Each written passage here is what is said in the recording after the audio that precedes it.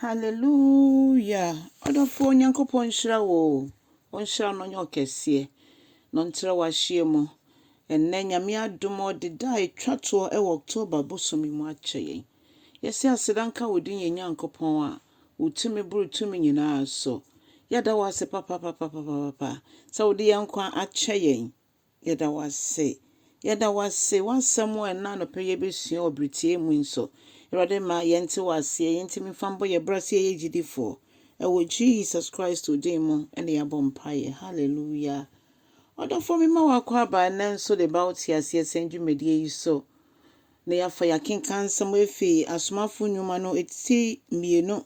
Chichemu aduanan mienu de kosi aduanan enson. Onyame ye nokwafo. Osi Agyedifoɔ ni nyina etu omo maaye. Omutu omo ho son be kyerɛkyerɛ.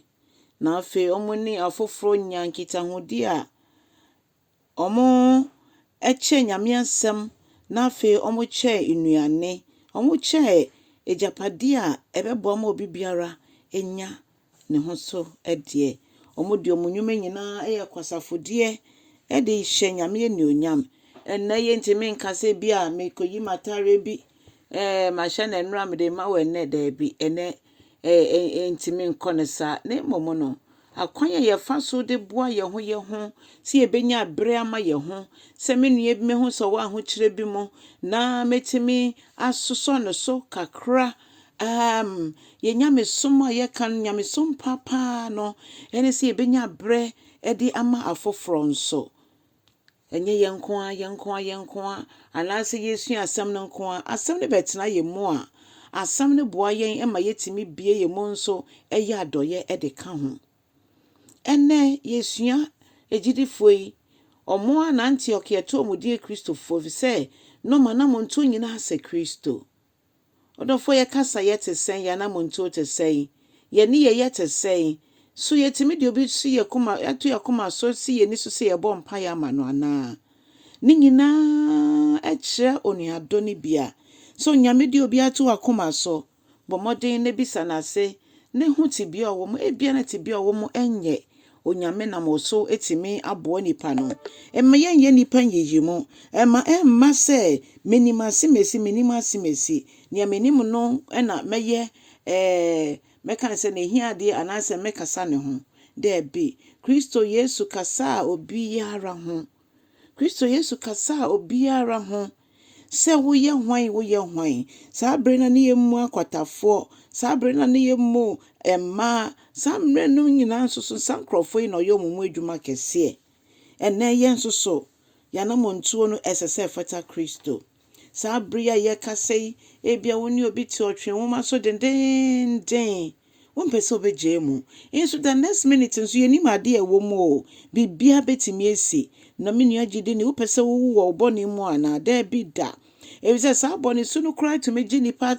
tata de ko wo mu ntem na mom se ye yi nwenwene fi ye mu na ye makwan ma Kristo efa ye no mu a eno ne ebetimi ayese sa Agyedifoɔ yi mra mo ma kwan etwen Jerusalem ahun kronkron be show mo ma no esesa mo kora ye hwe esuafo ya bra no mo ne Yesu nam no mo ne yese de atia ne ye de tutu ene ho a ye hu ne se onyame ye kese ye hu ne se onyame ye nokwafo ye hu ne se eto ye boma Awurade a enema nyina ebesi ye yiye odofo Yesu se for wakoma nyina okra nyina wade nyina do Awurade onyankopon na wo wie nso do yonko se wankasa wo ho Agyedifoɔ do mo yonko so mo wankasa ho nti omutimi ni Agyedifoɔ nka yetena ase ebo mu didiye eche Awurade didi nso na bisa wo se daban any last time awoko Awurade didi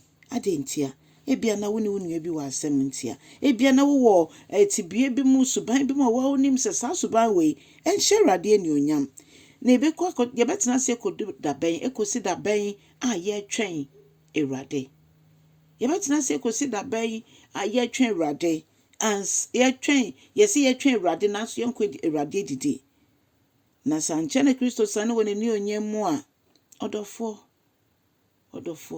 wanhwe ne na nyame asɛm a yetie ne asɔdɛm a yɛkɔ ne sɛ de yɛfrɛ yɛ ho Agyedifoɔ nyina no na yɛkwa onyame yɛ nokwafo a sɛ yesu frɛ no a ɔgye yɛn so. Ka wasɛm nyinaa kyerɛ no na ɔno na otumi sesa nipa. Efisɛ sɛ ɔfrɛ yɛn a nyɛ sɛ ɔfrɛ yɛn a na yɛwie pɛ yɛ, na mmom oyiyi yɛn ho, osiesie yɛn na yɛafata n'ani onyamdie no. Onyankopɔn nhyira sɛ obɛnya abere ama wo ho na wonya abere ama wo yɔnko nso. Kyɛ asɛm no na ɔno nso nyɛ nhyira wɔ Yesu din mu. Amen.